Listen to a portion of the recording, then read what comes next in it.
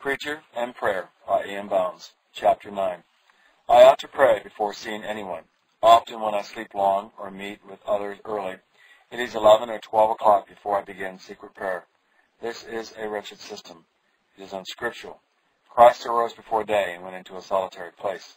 David says, quote, "Early will I seek thee," end quote. Quote, "Thou shalt early hear my voice," unquote.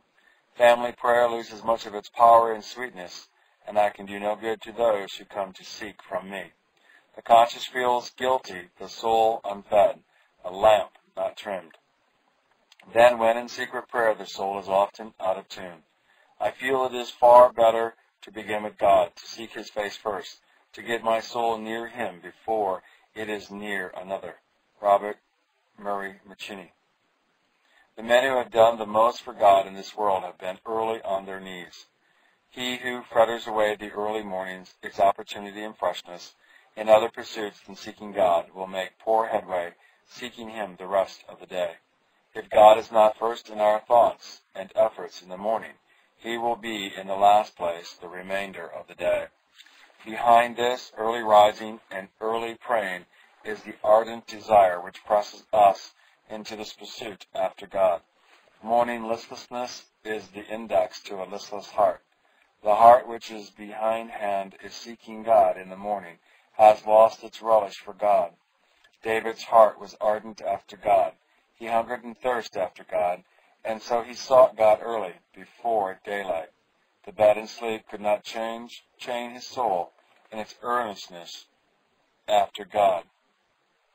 Christ longed for communion with God, and so, rising a great while before day, he would go out into the mountain to pray. The disciples, when fully awakened and ashamed of their indulgences, would know where to find Him. We might go through the list of men who have mightily impressed the world for God, and we would find them early after God. A desire for God which cannot break the chains of sleep is a weak thing and will do but little good for God after it has indulged itself fully. The desire for God that keeps so far behind the devil and the world at the beginning of the day will never catch up. It is not simply the getting up that puts men into the front and makes them captain generals in God's host, but it is the ardent desire which stirs and breaks all self-indulgent chains. But the getting up gives vent, increase, and strength to the desire. If they had lain in bed and indulged themselves, the desire would have been quenched. The desire aroused them and put them on the stretch for God, and this heeding and acting on the call gave their faith its grasp on God, and gave to their hearts the sweetest and fullest revelation of God. And this strength of faith and fullness of revelation made them saints by eminency, and the hallow of their sainthood has come down to us, and we have entered on the enjoyment of their conquest. But we take our fill in enjoyment and not in productions. We build their tombs and write their effigies, but are careful not to follow their examples.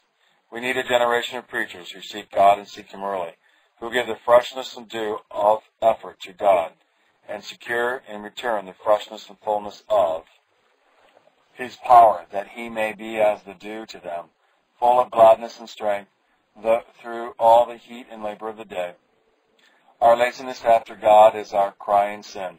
The children of this world are far wiser than we. They are at it early and late. We do not seek God with ardor and diligence. No man gets God who does not follow hard after Him, and no soul follows hard after God who is not after Him.